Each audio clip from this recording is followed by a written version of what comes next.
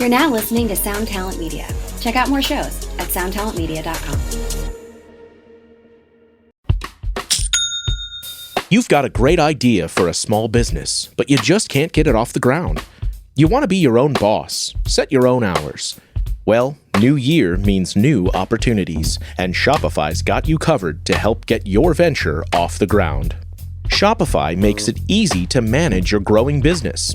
You can get your store up and running easily with thousands of customizable templates. And they help with the details like shipping, taxes, and payments from one single dashboard. Don't kick yourself next holiday season when your 2025 resolution list looks the same as it does today. Make it happen with Shopify. Established in 2025 has a nice ring to it, doesn't it? Sign up for your $1 per month trial period at shopify.com/income, all lowercase. Go to shopify.com/income to start selling with Shopify today. Shopify.com/income. The Apple Watch Series 10 is here. It has the biggest display ever. It's also the thinnest Apple Watch ever, making it even more comfortable on your wrist, whether you're running, swimming, or sleeping. And it's the fastest charging Apple Watch, getting you 8 hours of charge in just 15 minutes. The Apple Watch Series 10, available for the first time in glossy jet black aluminum. Compared to previous generations, iPhone XS or later required. Charge time and actual results will vary.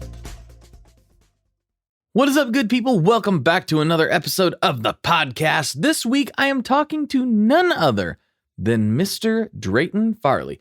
If you are not familiar with Drayton, I suggest you get familiar. The dude is an incredible artist. He is Americana kind of country thing.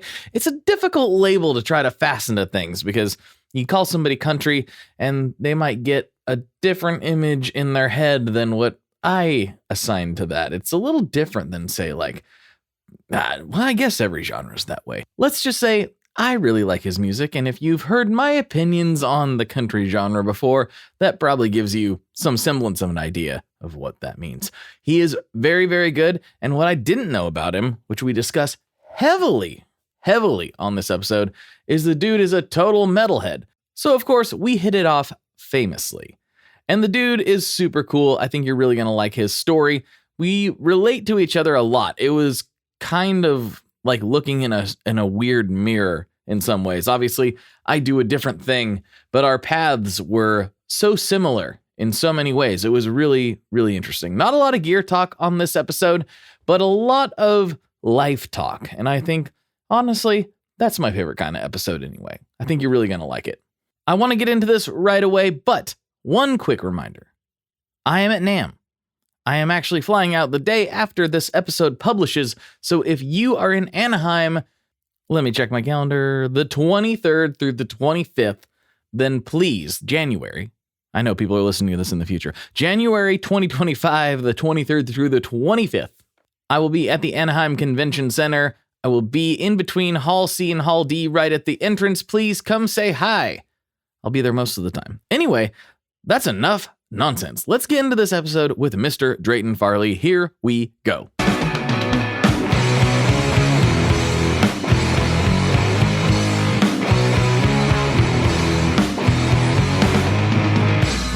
Hello, everyone. Welcome back to another episode of the Tone Mob podcast. Is that what this is? A podcast? No, I don't know what it is. The Tone Mob podcast, the show about guitar stuff occasionally, sometimes.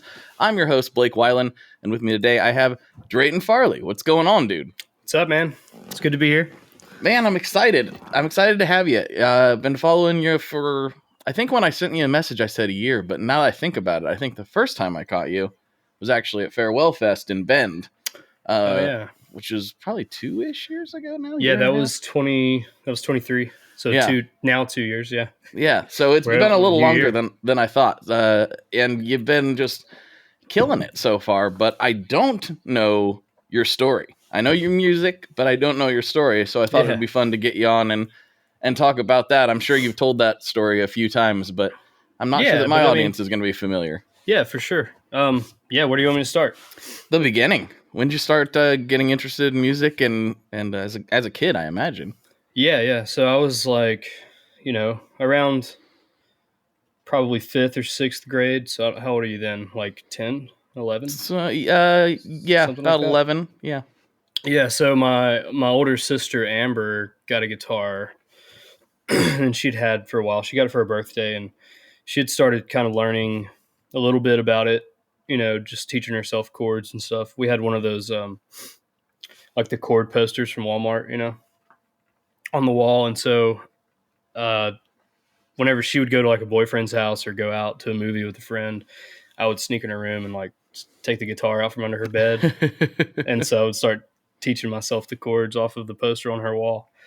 And eventually I got, I learned enough that I felt like I should tell her that I'd been stealing her guitar and learning it. And when I did, I kind of had learned like a little more than she knew.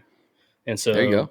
and she was like, a little older than me. She was like 16, 17. So she was more interested in life than guitar at that point. So she kind of just gave me the guitar, and and then from that point on, dude, I like never put it down again. Mm-hmm. I just kept playing it, and I never took any lessons, which I wish I would have. And it's not too late, but I just taught myself, like, just listen to a record and start playing along, or the Guitar World magazines would have a couple pages of tabs in there. Me and my buddies would share magazines if we had different issues and learn how to play intros and stuff to like classic rock songs, Mm-hmm. So that's how I learned. And that the first guitar really was an Esteban classical Of guitar. course. Yes. An amazing guitar, just Oh, totally. so good. So great. And Great then guitars. from that we upgraded to the Alvarez RD10, which was much better. Mm-hmm. And I mean that. I wasn't trying to be funny. It was No, much it better. really, yeah, It no, really is. He definitely better. And of all the guitars that I used to have, that RD10 is the only one I still have, from those early days. Yeah. It's hanging up at my mom's house. But man, I started playing guitar and I fell in love with it, and it was all acoustic. And then I got an electric guitar for my birthday one year, and and that's when I kind of learned about, like really learned about like rock and heavy music and metal. And that's what I really was interested in. And then come, like 8th grade, I was like fully immersed in like the world of like metalcore and hardcore. And The good old days. Oh, yeah, yes. dude. And ironically, like that boyfriend that my sister was going to hang out with, he was kind of the guy that introduced me to that world, because he was like really deep into it, and he was in a band. And so like I would ride around with him, and he'd pop CDs in. Like we're listening to like Whitechapel and just like super crazy heavy stuff. And dude, I grew up in like a trailer in like central Alabama, deep south. Like that was Satan, in my house. It was like foreign to you. Yeah. Well, no, it was like banned, like not allowed, It was like, Oh, wow. That's the devil's music, So, so it made it, I mean, as a kid, it made it that much more interesting, and, which I never cared about all that, but I just started playing on, electric, and then eventually my freshman year of high school, I joined a band, like a heavy band out of Birmingham called Traits, and I played guitar in that band. All those guys were already graduated high school, but they for some reason picked the freshman kid to play guitar for them and their band. But it was saw fun. something. Yeah, and so like we played some shows. We never like did much, like at the time I felt like we were doing a lot, but now these days, after some years go by, I look back and I'm like, dude, we played like 15 shows, and they were all in the state of Alabama. It's like we weren't doing anything at all, But that was kind of my start. And then, yeah, I thought I was just going to be, and I still am, still very much into the heavy stuff. And but then soon after that is when I had a friend really, and all those years, like I'd kind of put the acoustic down and just played the electric. I mean, I had like a LTD C1000 Deluxe, like with the EMGs, like I was playing breakdowns, dude. I wasn't trying to write songs, A man after my own heart. Yeah. And so, but I had a friend kind of, I guess, introduced me to Jason Isbell's music, and when Southeastern came out, so 2013, I guess this would have been like kind of the beginning of like our junior year, I guess, of high school. I graduated in 2014, so sometime junior year, I was introduced to Jason Isbell's music via Southeastern right after it came out, and it didn't click with me at all. You know, I'd never listened to anything like that.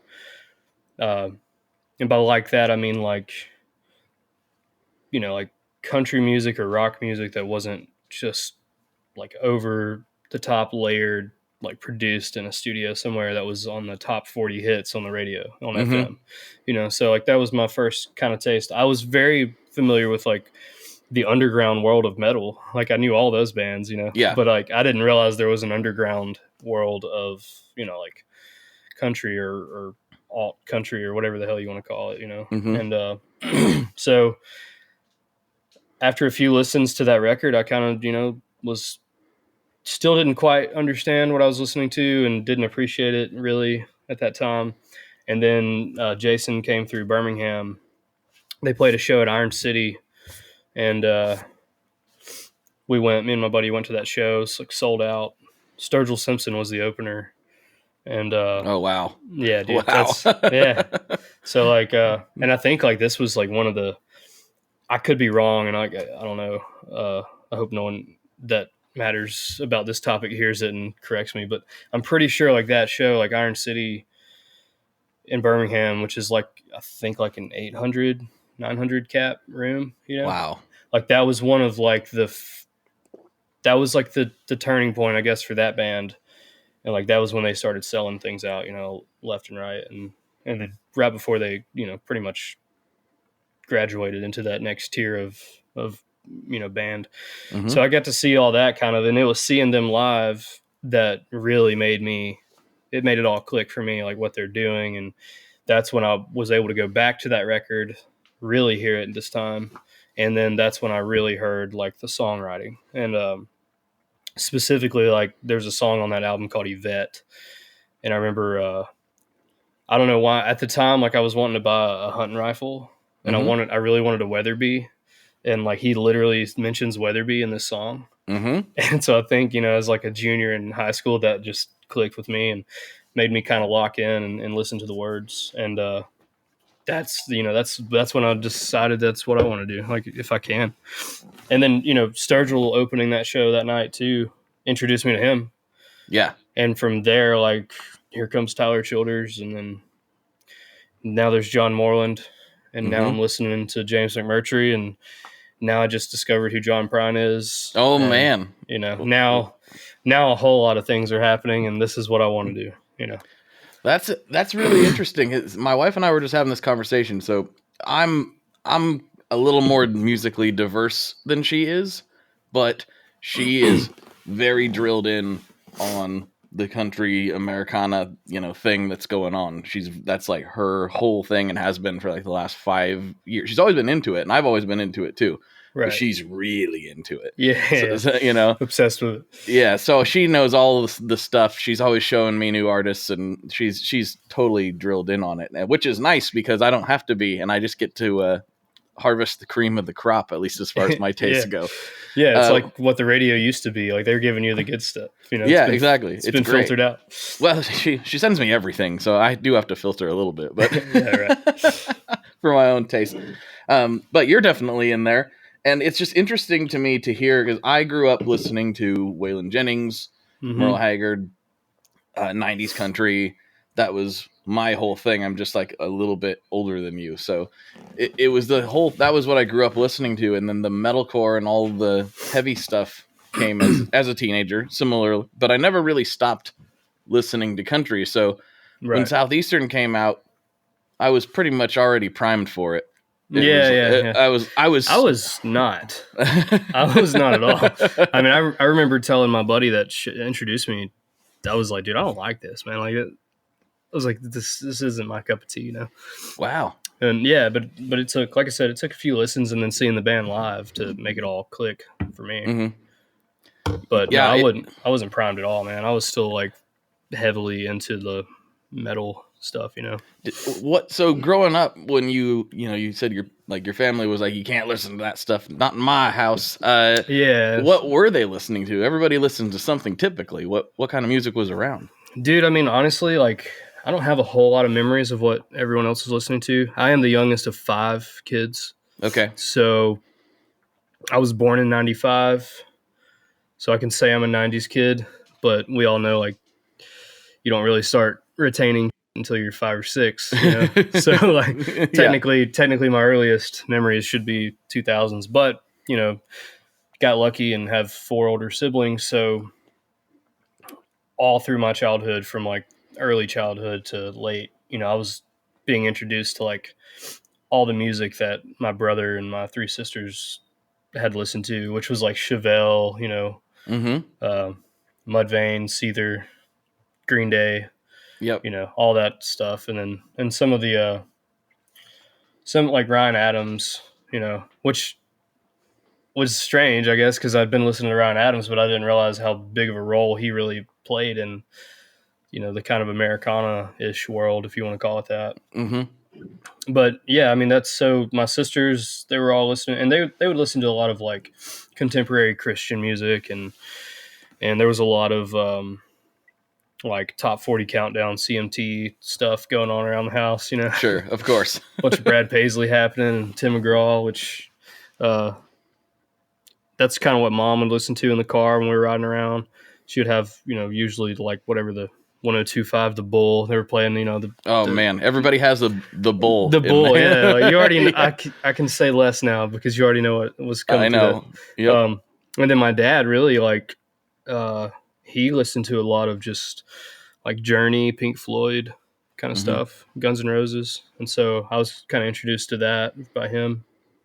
And that was pretty much all that I was around, like for my whole, you know, early life. And then I think that's why the metal music really struck me the way it did, because it was so like vastly different and new, you know? And I was like, holy, like this is insane, you know? But I did get lucky, man. There was a church called Interchange, and every Friday night they would have like 5 or 6 metal bands play a show.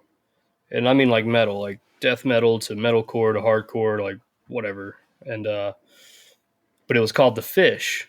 And like one of the things the bands had to do before they could be allowed to play at this church on Friday nights was like they'd have to submit their lyrics. So their lyrics like basically couldn't be satanic or like cuss a lot, you know, or have a negative message. Like it had to at least be positive messages and or like relating to like Christianity or, you know, in a positive way. Which all of that seemed to just go right out the window whenever everyone jumped in the mosh pit.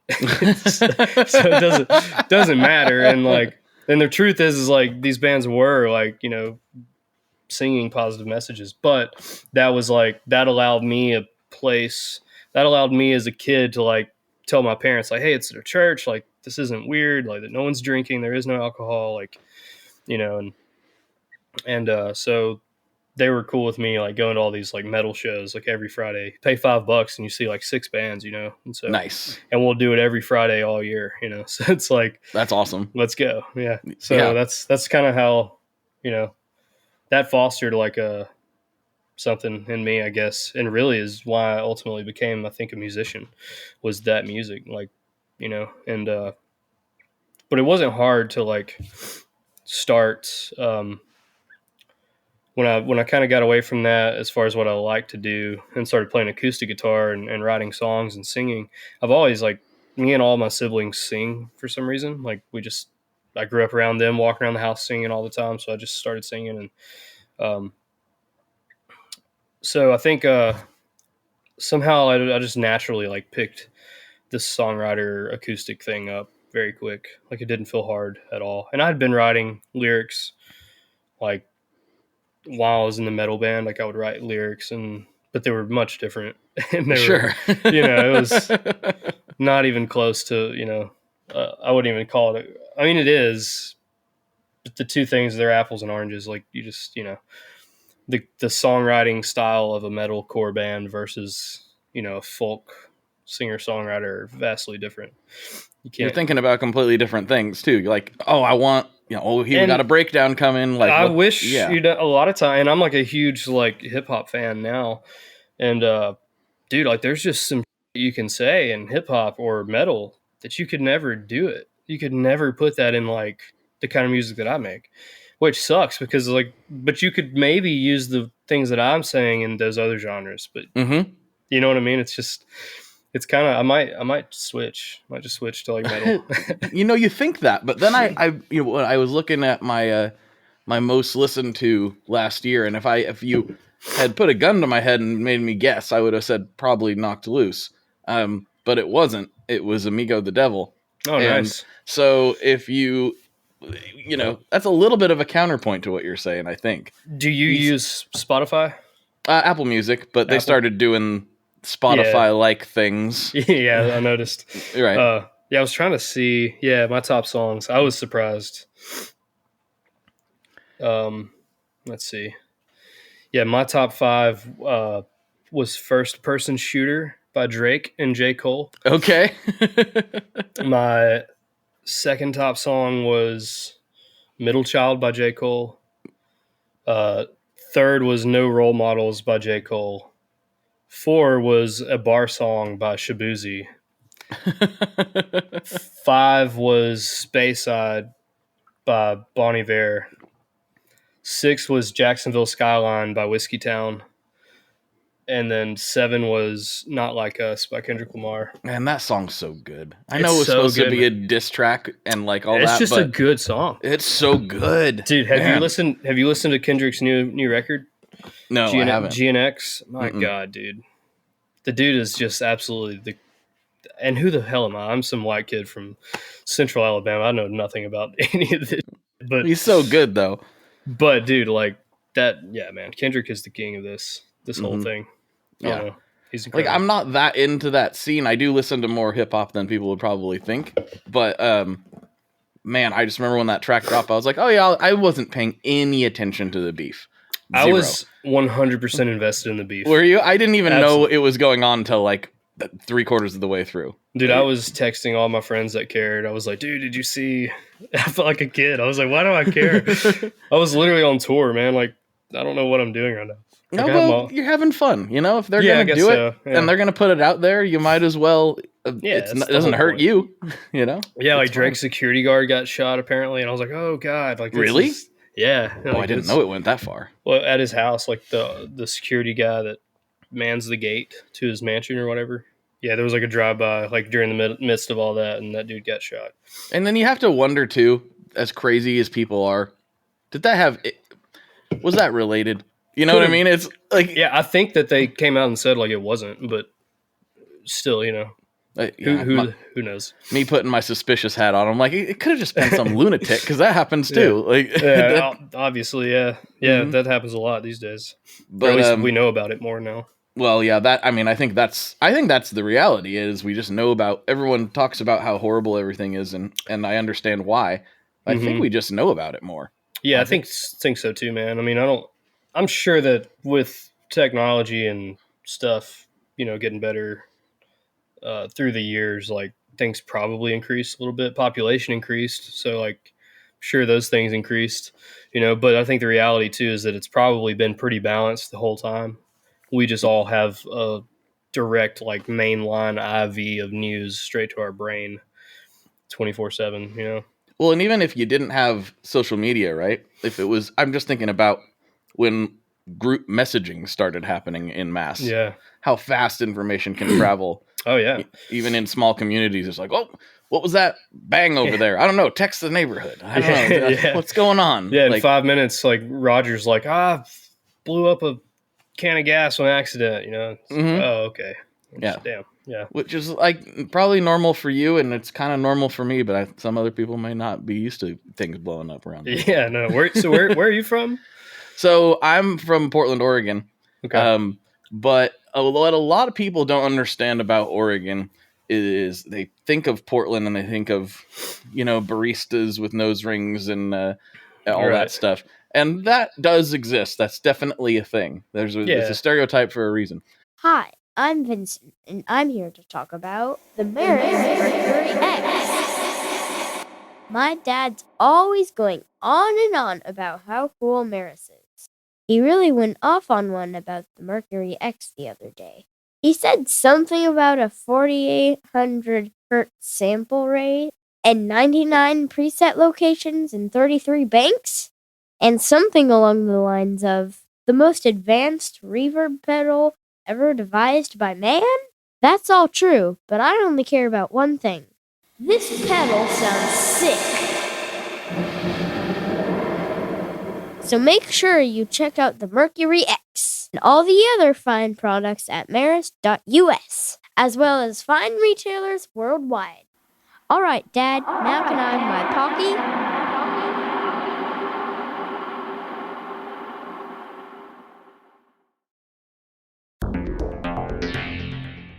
How exactly do artists get their music on Spotify, Apple Music, Deezer, Tidal, all these services? How in the world do you get your music there?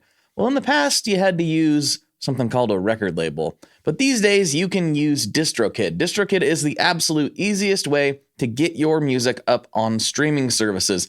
And it's the most affordable way to do so. Not only do plans start at $22.99 for the entire year, that's less than $2 a month, DistroKid also does not take a cut of your streaming revenue, unlike some other services out there. Even better if you sign up by going to tonemob.com/distrokid. That's tonemob.com/distrokid. One more time, that's tonemob.com/distrokid. You'll get 30% off. That's right, 30% off their already extremely reasonable prices. So go to tonemob.com/distrokid and get your music out there.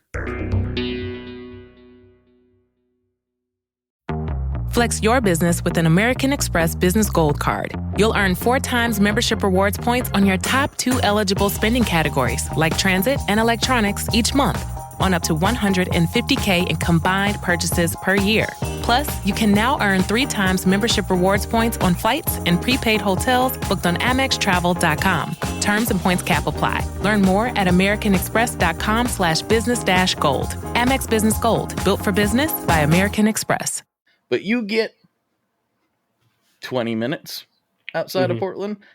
Maybe stretch that out to 30 to 40. You're borderline in Texas. Yeah, I mean, I don't know, after I've toured a lot now, especially in the last few years, and it's like, that's pretty much around the globe, like, or at least around the US facts, you know? Mm-hmm. It's like, dude, just get any more than 50,000 people in a city, and like, you're going to get everybody. Yeah.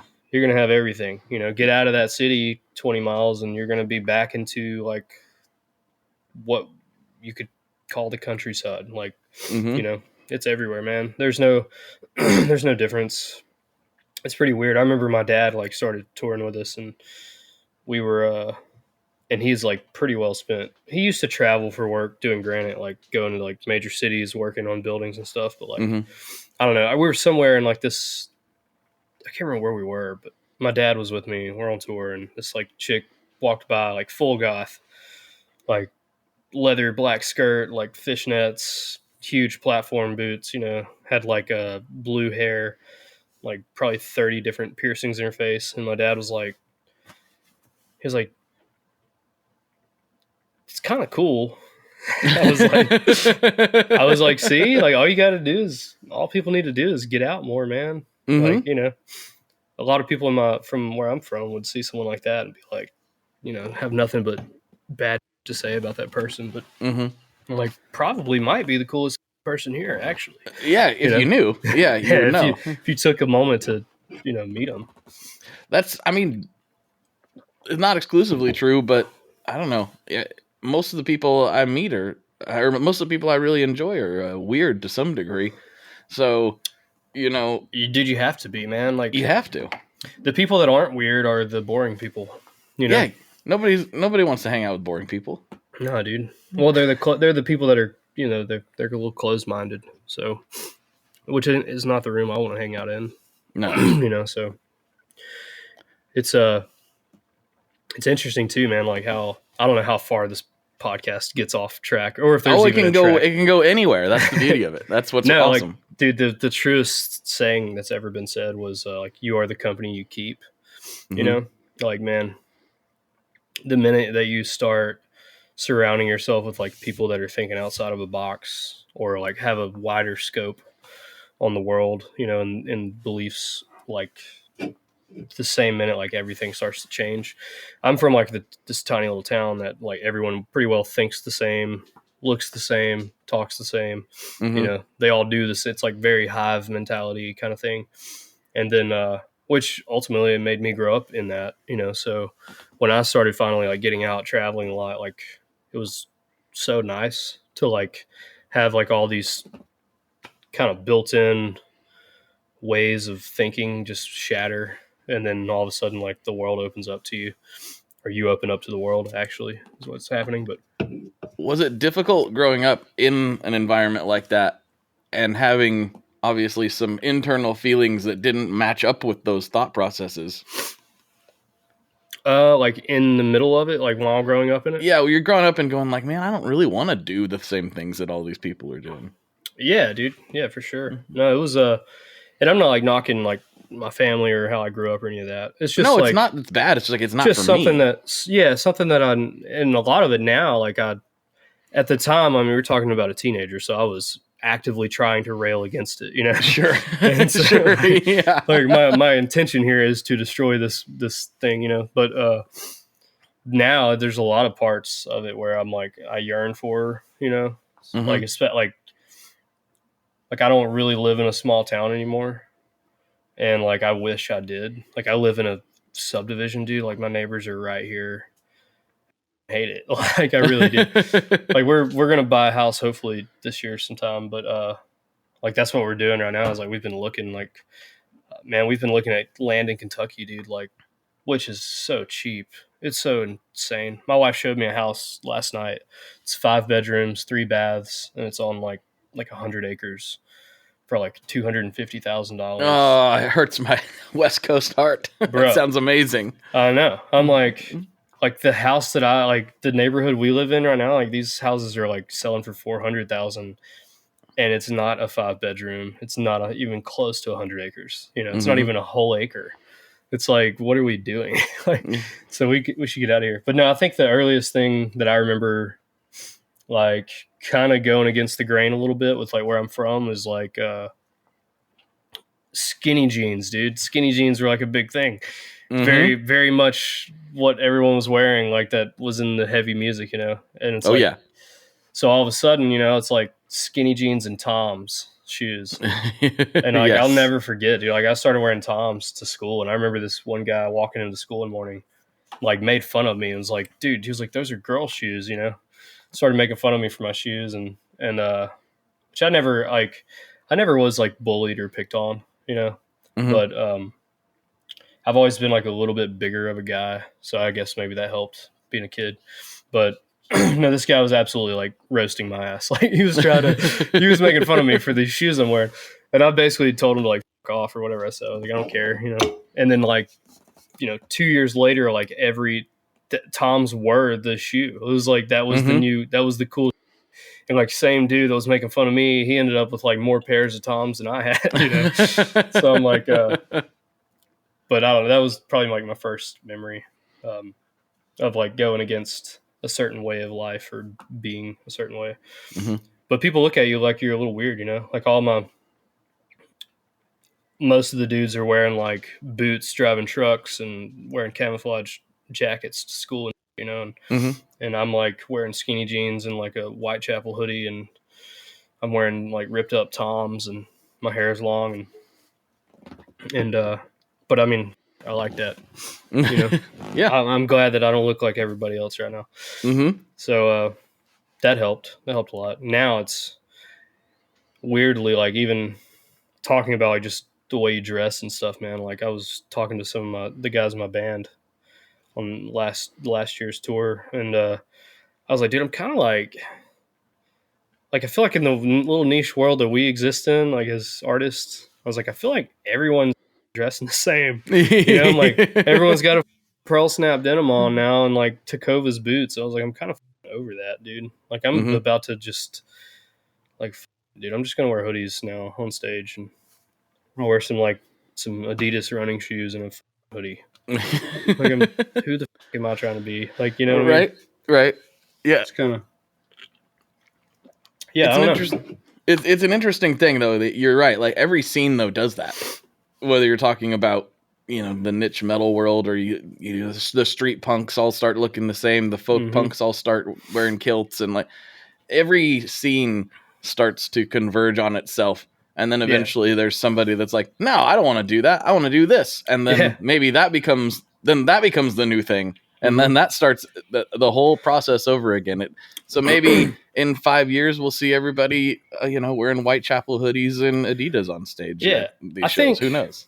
I think that like just as humans, man, like we find our communities. And then once we have a community or feel like we're a part of a community, then we begin to do that hive mentality thing, But I think it's also important, like, to be a creative person, or if you are a creative person, I think it's important to like, that's fine. You can do that, but like, you can also forget like the individual in that process, And I think that's why I even mentioned that like last year was like, I realized like we all just look the same, dude. I'm like, why am I dressing like everybody all of a sudden? Maybe it wasn't on purpose, but like I did look up and realize like the last 4 bands that walked on stage were wearing the same things, So I'm like, hey, like maybe we should get back to just being individual people and original ideas, Well, I think it happens because you see somebody do it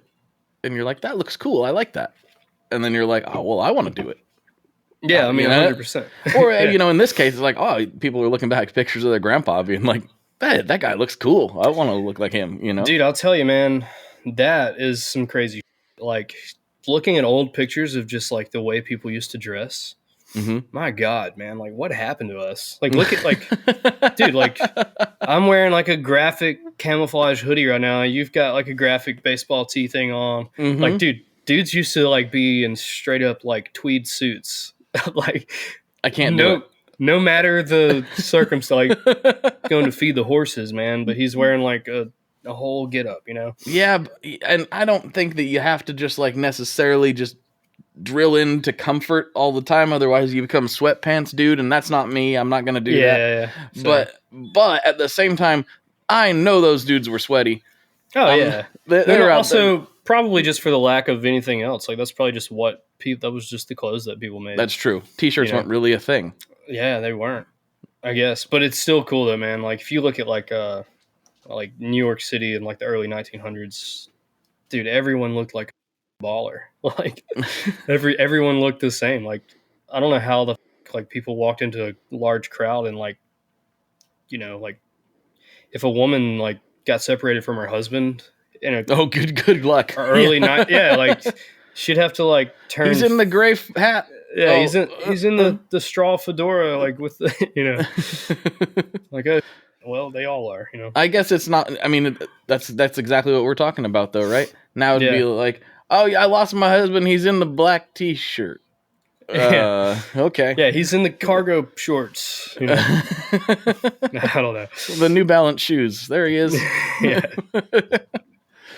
Well, sliding back to the let's slide back. I don't know where music. I'm bad at conversations, man. I'll take us into weird territory. I disagree. Those are the best things to do, is to go off track. It's fun. But going back to something, this is just something specific I wanted to talk about. So Southeastern ended up being a turning point, though you didn't really know it at the time, right?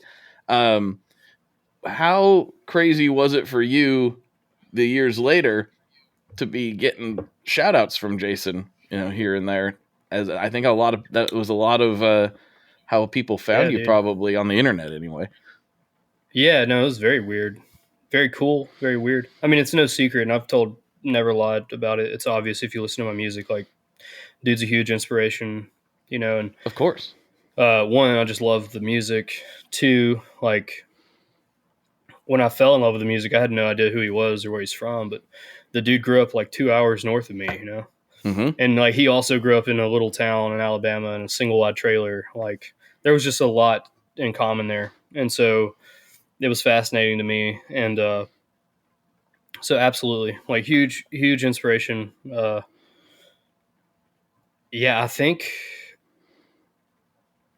the first thing that ever kind of happened was he started following me on Instagram one night.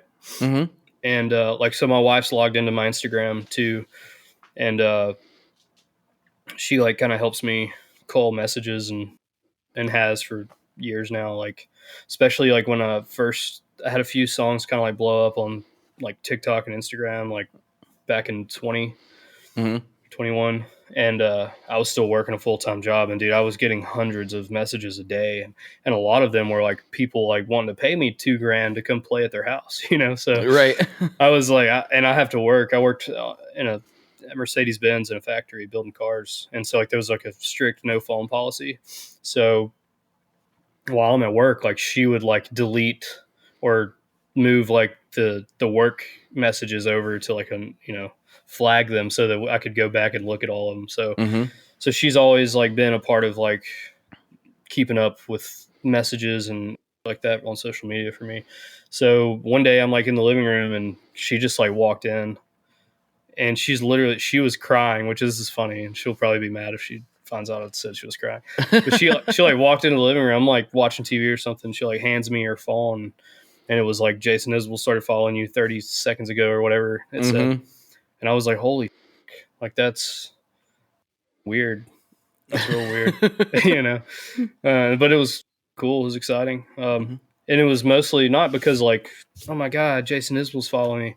You know, it wasn't that. It was like holy, whatever I'm doing is being validated and recognized by people that I give a shit about what they think. You know what I mean? And so that was cool. Yeah. That definitely gave me like a more confidence, I think, in what I was doing. And it kind of told me like, whatever you're doing or trying to do, like you're achieving it, you know, it's happening. And so that was cool, man. Well, especially with what you're doing, you know, you're putting a lot of yourself out there in you know, a more personal way, and you're trying to make art that you want to resonate with people. I have a few of those like pinch me moments myself, but I'm always like scratching my head a little bit. I'm like, I'm out here in the shed talking about, do you like dirt pedals? You know, like, you like this one? I'm like, what? I just don't feel like, you know, I mean, I've gotten to have some really meaningful and great conversations that have gotten published here, but sometimes I try to zoom out. I'm like, I'm in a shed in my backyard, and I'm just so nerdy about all this stuff that I can't help but try to make this into a career. Yeah. And yet, similar feeling. I'm like, I guess some of these people whose work I respect think that that's interesting, which I guess I'll keep doing it. Yeah, exactly, dude. And that's what it is. I mean, I struggle with it like horribly, dude. Like, it's imposter syndrome. It's like, why am I here right now? Why am I in this room? And maybe that's a good thing. It probably is, because it keeps you a fan, you know? And that's kind of what makes all of this exciting in the first place. But, dude, it's huge. It's huge for me. But it can rob you. It can rob you of like enjoying moments or like taking things in. You know, a lot of times I'm not there in the moment, you know, with whatever I'm doing, especially like the cool ones, like the really crazy ones, like that you never could have dreamed up, you know, like my last record, 20 on High, I cut that record with the 400 unit.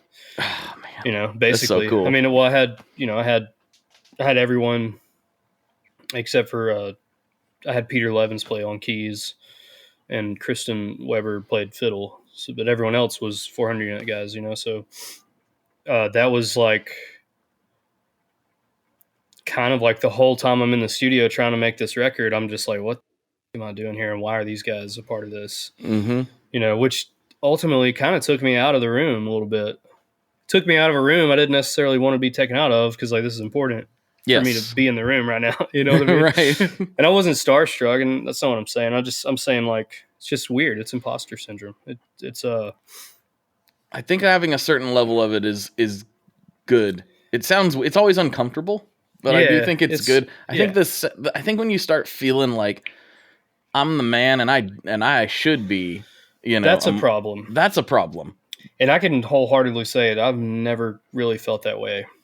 The only time ever is like that I've even had a glimpse of that feeling is maybe like whenever I try to do self-work and it's like a headline show. And I've been intentionally trying to like hype myself up and be like, no, dude, like lock in, like this is your thing. Do it. Like go do the best job you can do and like own it. You know, then I'll have to, but that kind of feeling of like I'm the man, that doesn't come naturally for me. Like that's something I've got to like force into my headspace, and only like, you know, in certain moments, you know, like if it's a headline show and I've been kind of down and out for whatever reason, it helps to lock in that way sometimes. But mostly, dude, I'm just like, I don't know why I'm here. Why did y'all call me? Like, and then it makes you kind of question like how good you are at what it is you're doing. Cause you're like, I'll personally walk around. I'm like, dude, this isn't great, you know? But then you end up in some rooms where it's like, well, it must be decent or I couldn't be here right now, you know? It's one of those, it's a weird circular logic, right? Because you're going, well, I don't think this is that good, but I really like what that person does, and I really like what that person does, and I really like what that person does, and they all like it, so maybe it's okay. Yeah, it's like maybe I don't suck. I don't know. Yeah. It's weird, man. But, you don't suck, by the way. So, well, I mean, I wouldn't have invited you on the show if I thought you sucked. All of us that get those feelings know that we don't suck. Like, you know, it's weird to, I don't know. It's weird to find yourself in some places sometimes. And like you said, like I know you've had conversations with people that you probably never imagined you'd be having a conversation with. And it's like all the time. It's like, how? And why the fuck is this person talking to me right now? You know? So it's it's become the best thing because, I mean, this is a great example actually. I would have had no other reason to message you. It's, you know, like I'm sure you get tons of messages like, "Hey, dude, I love your music," and that's great. And I know everybody likes that validation, and that's really nice to hear. And the second that stuff stops coming in, is the concerning moment, right? Yeah, dude. Which is ironic. Yeah. But for me, I'm like, I've thought this scenario through a few times in different contexts, but if I just messaged you or anybody and said, "Hey, I would really like to sit down with you on the phone for an hour.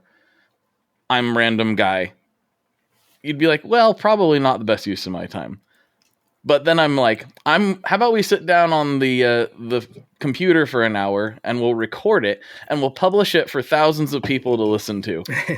Okay. All of a sudden, that's not weird. Yeah, all of a sudden, that's less weird somehow. Yeah, yeah, but it's like this is a strange thing that we've just gotten used to, and I'm happy. I have a job because of it, but it is a little bit weird when you break it down to the nuts and bolts. Yeah, it can get weird for sure. Mm-hmm. I was excited though, honestly, when you messaged me asking me, because I'd been thinking like I haven't done a lot of podcasts in the last year or so, and I've been kind of like, you know, wanting to do some, and but it's also like you said, it's like, who are you going to do it with, you know? Sure. And I'm not like reaching out to podcasts, be like, "Hey, can I be on your show?" Like that's weird too. But I feel like those things have to happen the other way. The podcast needs to reach out to you. You don't reach out to the podcast. It goes both ways. You know, most of the reach outs come from people whose job it is to reach out. So yeah, that's true. PR people or whatever.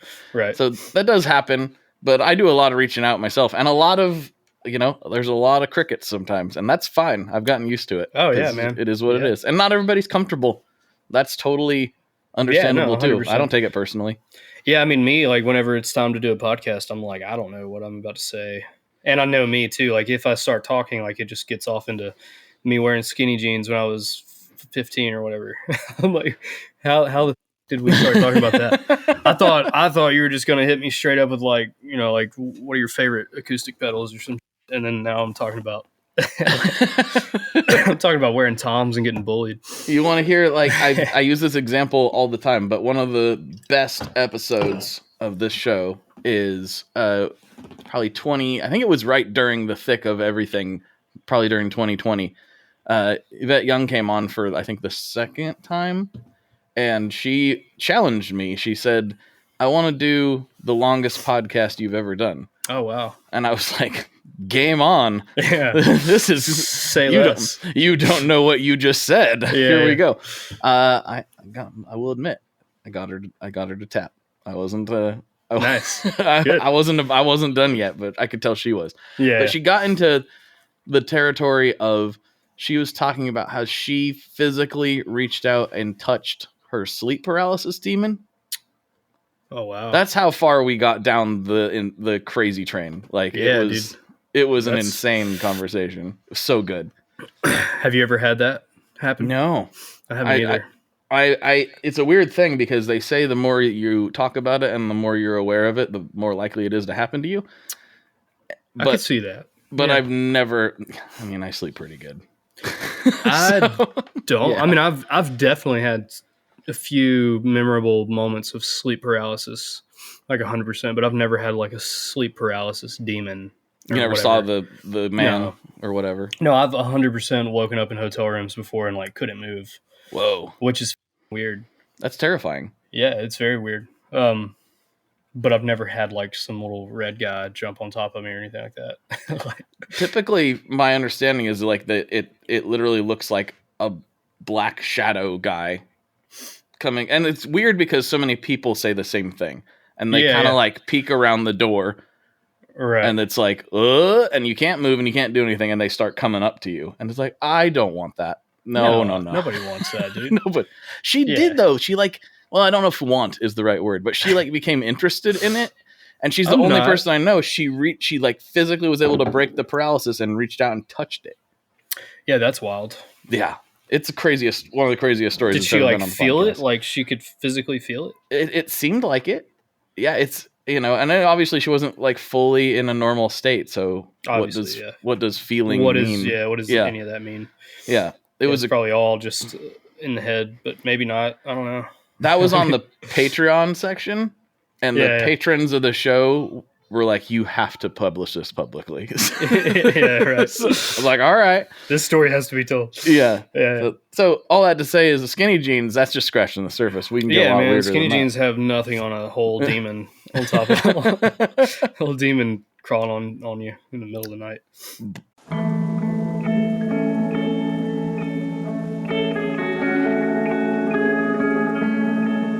Hello there.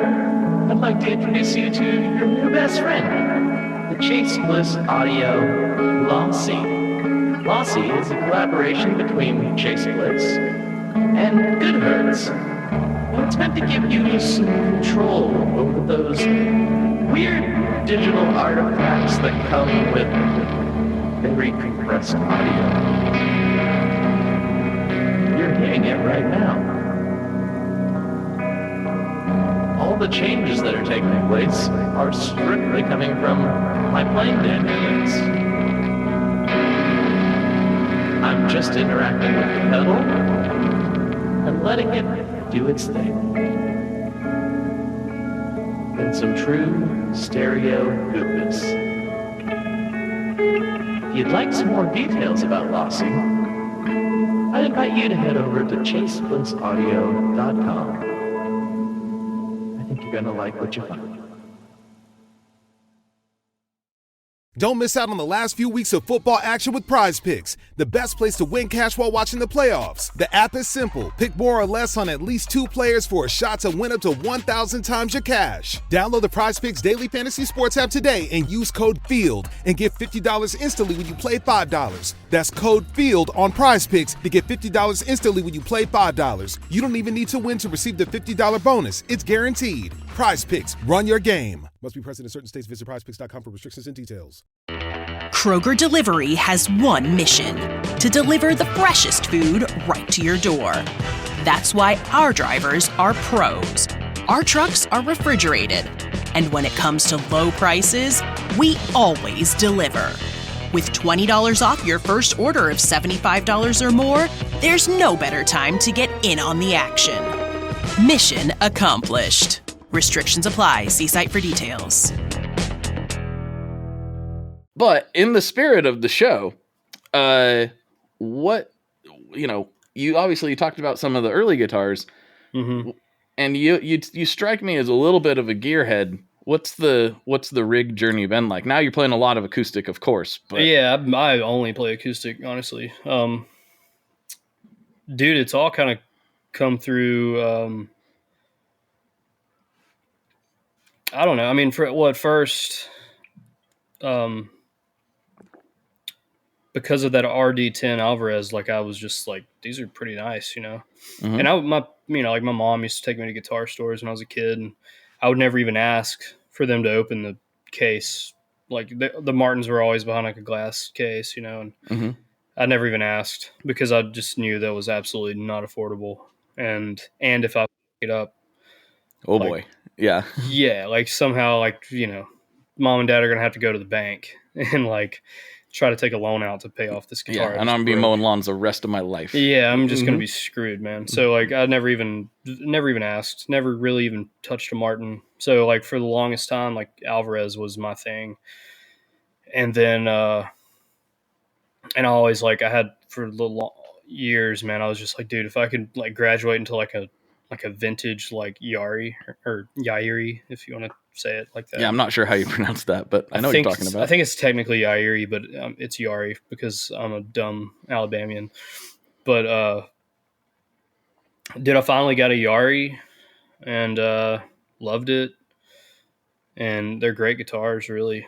And then I got another Yari, and those are like my two main things. Like when I'd go on tour, I had these Yaris, and I was so stoked to have them, dude. I've went my whole life, Mhm. you know, wanting them, got them, and thought it was like the coolest in the world. And then I think, you know, I finally realized that like those guitars basically are just like a good college try at trying to make a Martin. You know, I mean, they're basically like that's what it is, really. Yeah. Not even basically, it's 100% like It's a clone. it's a clone of a Martin, you know, a D28 clone, you know. So it's like, I traded a gun for a Martin D custom, which is like Guitar Ooh. Center's, which isn't like the D custom sounds fancy, but it's just like the exclusive Guitar Center Dreadnought from Martin. That's cool. Well, yeah, they're like $1,000. One of my favorite guitars was the Guitar Center Gibson Les Paul Faded. It was exclusive for them. I love that thing. So I had that Martin and was obsessed with it, and then somehow, man, like a few years ago, my buddy Gary, who does like PR stuff, we just like randomly became friends. He shot me a DM, and now this dude's, you know, a close friend of mine. But at first, he was just this stranger on the internet who was like, "Hey, man, like, you into Martin guitars at all?" And I was like, "Yeah." Like, who's not, you know? And so I had a show, I think it was Pittsburgh, maybe. I was on tour with Lucas Nelson, and Gary like hit me up and he was like, "Hey, any chance you could get like me and +3 on the guest list?" He was like, I'm gonna bring 3 of the folks from Martin out to your show tonight." And so I was like, "Yeah, dude, like, you know, of course." And so Gary and Mike and I can't remember who else came, honestly, but they showed up to the show. I played my set, they watched it, and then I went out to like the merch table and met them, and then invited them backstage, and we started talking. And it was like a week later, you know, I connected with them. Like a week later, they were like, "Hey, go to the website and like pick a guitar out, and we'll send 3 different, like, pick the model out that you would like to play, and then we will send 3 copies of that model to our showroom in Nashville, and you can come up and you know, play all 3 of them, and whichever one you like the most, we'll loan it to you for a year, let you play it." And I was like, "That's crazy," you know. So I went up to I chose a D28. They hit me up when they came in. Went to the showroom in Nashville. I live in Birmingham, so Nashville's like 2.5 hours north of me. Mm-hmm. And so I drove up to Nashville, and there's like 3 brand new D28s sitting there, and I played all 3 of them for an hour or so, and chose the one I liked the most. And then they sent me home with it, and they were like, "Hey, just play it." You know, they're like, "We're gonna loan it to you for a year. Just play the shit out of it." And so for the next year, like, that's the only guitar I touched. Every show I played was with that D28. And then I guess not this past, like, Christmas of like 23, that's when they kind of came back to me and was like, "Hey, we want to like formally endorse you." and it's a class called like the Martin Showcase class of 24. And so with that, they were like, pick any 2 guitars that we have, and they're yours. Wow, that's amazing. Yeah, and they were like, anything you need. Otherwise, you need strings, picks, whatever it is, let us know. We'll get it out to you. And if there's any other instruments that you need for the touring year or studio or whatever, just let us know. We'll ship you one out. I was like, well, so I'm absolutely just a diehard Martin guy. There's not a chance in hell that I would ever I sold those Yaris. Mm-hmm. I mean, I'm just Martin now, and not even because of like, how generous they've been, but just because they're, in my opinion, like the best they make, and so the fact that like, that's another like, imposter syndrome thing. I'm like, why in the, why is Martin like doing this, so yeah, now I play my D28. That's like my main guitar. Mm-hmm. It's a D28. I have a LR Baggs Anthem pickup installed, and it's just rolled all the way to the bridge. Mm-hmm. It's got the mic, but I don't use that at all. So I have that, and then I have the D28 Modern Deluxe is like my backup guitar, and then I have the 0028 Modern Deluxe, and that's kind of the guitar I play when I'm at home. It hangs down in the hallway in the living room, and that's the guitar I play 99% of the time. And then I have the HD 28 12 string, and that's it. That's all the acoustics I have right now. Nice. But those are my main guitars, and all 4 of those have the LR Baggs Anthem pickup installed. Mm-hmm. But it's what I play. I was using for the last 2 years. My pedal board has just been a tuner with a LR Baggs acoustic reverb pedal, like the really lame wood. I like it. I like it. I mean, it's cool. It's a good pedal, but I'd run that into a session DI pedal, and but I just changed that. I took the reverb pedal off and the session DI, and I swapped it for the Fishman tone deck. Oh yeah, I haven't played those, but I've seen those. Yeah, they're sweet, and I've only played one show with it so far. I had one rehearsal and one show with that, and me and all the dudes in my band were all immediately like, that sounds way better. Nice. So I'm like, yeah, this is definitely, I still have a lot to tinker with on it, but that's what my pedal board now. I have the what is it, is it the GLX D16? Sure, it's a wireless. Oh yeah, It's the pedal version, so it's like a tuner and wireless, but it's like 16 plus. So the old version didn't have an input jack; it was like strictly wireless. Okay. But the newest version has it can be wireless, but there's also an input jack. So like if your wireless died on stage, you can just throw a cable right in, and that's a good idea. Yeah, so why was that not on the first one? Who knows? But, seriously. Because I mean, if your wireless dies and you don't have a crew of guys to hand you another wireless, then you're and now you look stupid on stage. But that's what I have now. So I have that's the tuner pedals, the Shure wireless, and then the Tone Deck Fishman, which is a cool little pedal. I mean, it's got a boost. It's got a chorus, reverb, delay. It's got a compressor, and then it's got like just some super basic, adjustments on it that you can kind of tweak. But it's, I don't know. I mean, it's probably definitely more an effects pedal than it is like a, like a DI or anything like that. But so far it's been cool, and I think it sounds better than the LR Baggs Session. And so that's what I've been rolling with. Cool. I wish I was like crazy gear head guy. I mean, I have a bunch of gear, but like I'm not like the smartest guy in the room.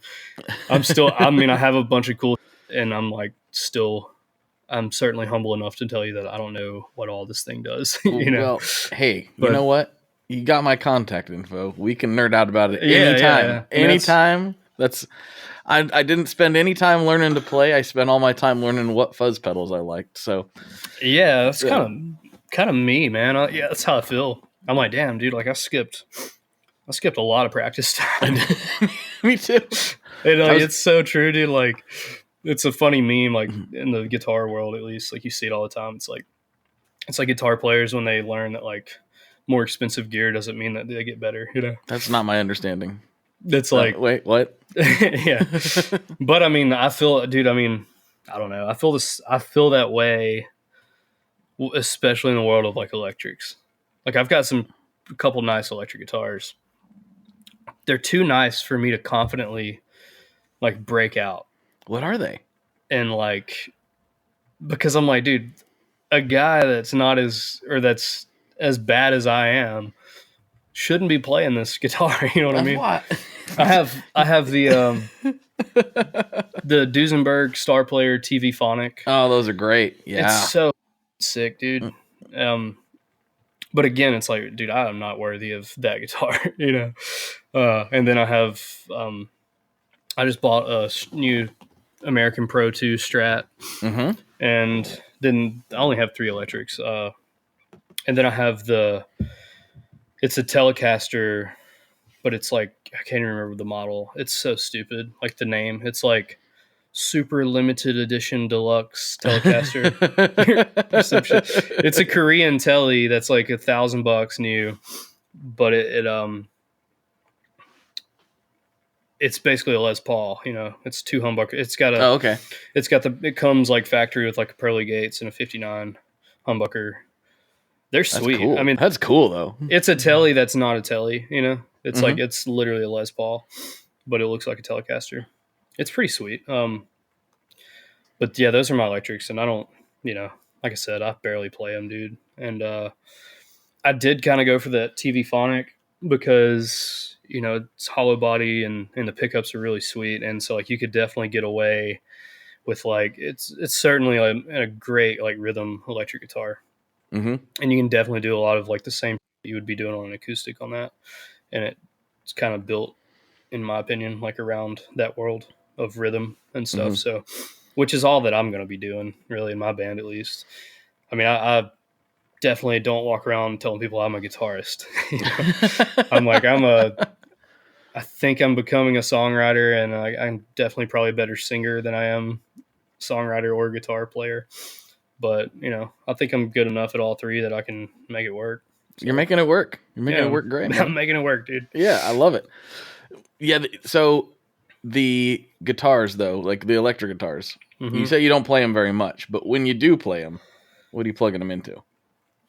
Dude, I've got a couple Fender amps. I've got a deluxe reverb. I've got a super reverb. And then I just have like one of those cheap ass little Bugera, like 5-watt tube things. Mm-hmm. They're cool. I had one like years ago, and I sold it, and I didn't realize like how cool that amp actually is. And I found one on like Marketplace like a year and a half ago and bought it. Nice. But those are the amps I have.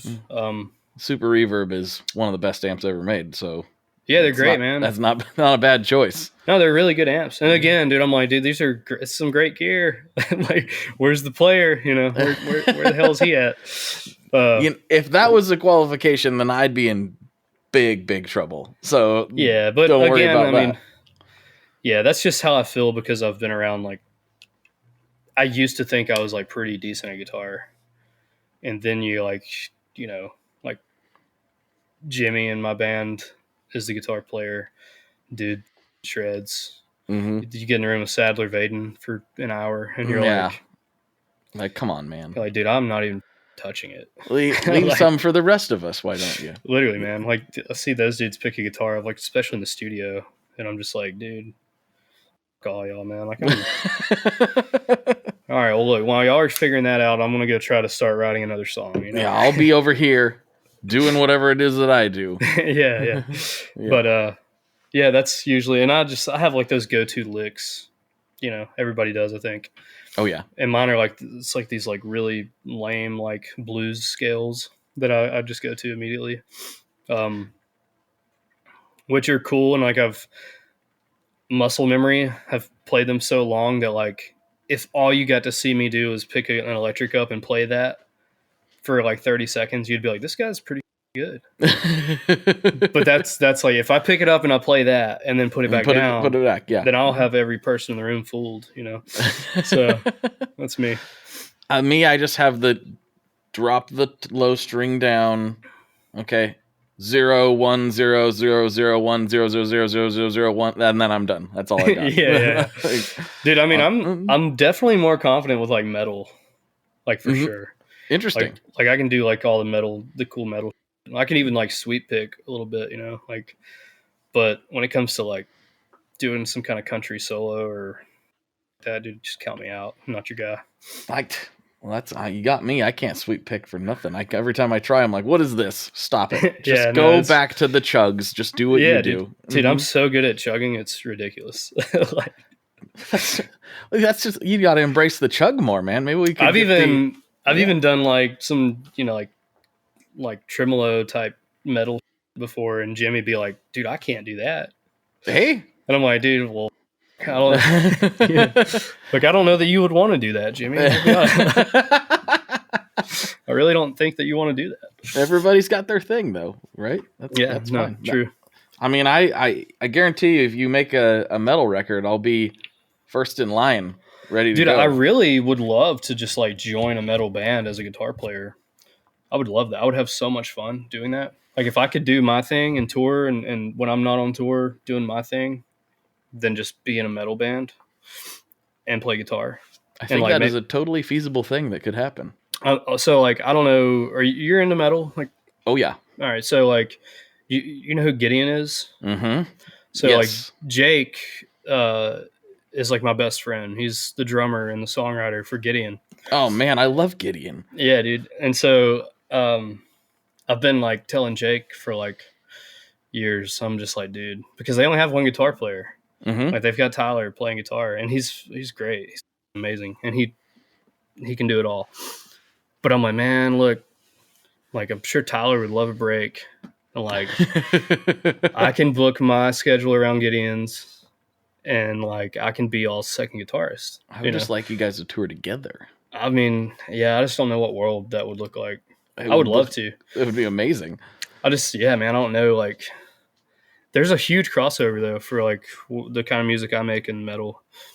I mean, like we're talking about it right now, but if you look at the past guests on this podcast, you'll see a lot of overlap.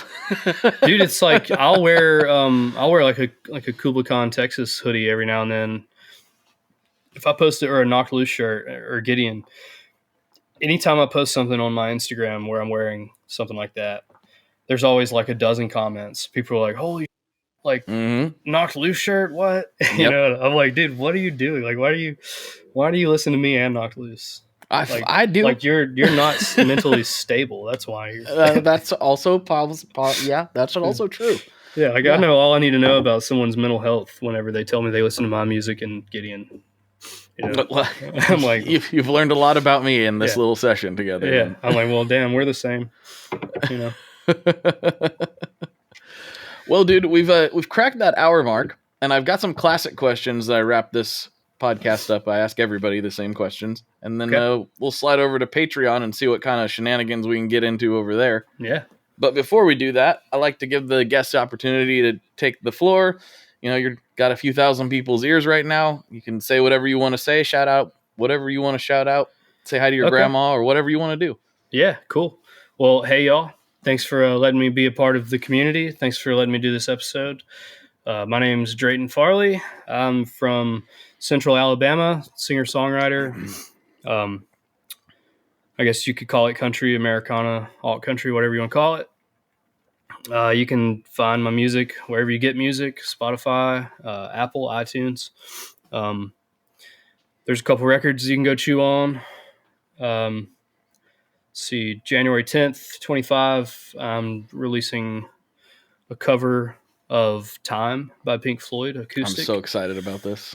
And on the 31st, I'm releasing my first live record, recorded in Germany last year.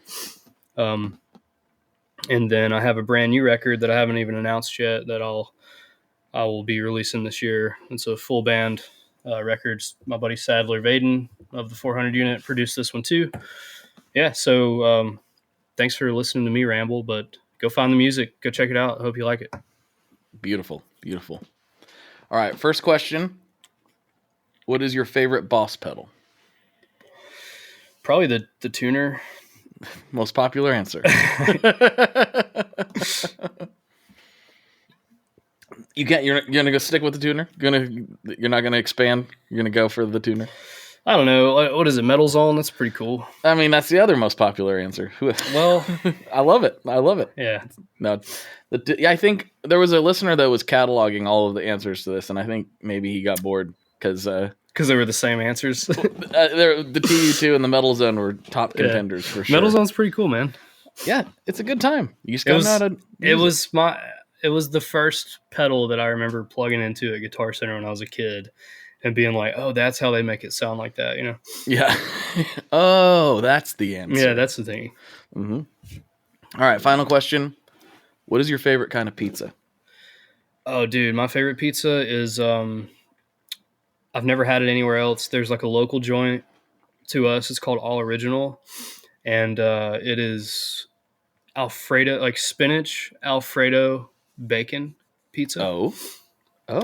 That's it, man. It's just like cheese, Alfredo sauce, spinach, and bacon. It's amazing. I can get down on that. Best pizza. I'm not a picky eater, so I do like the ham and pineapple, like all that.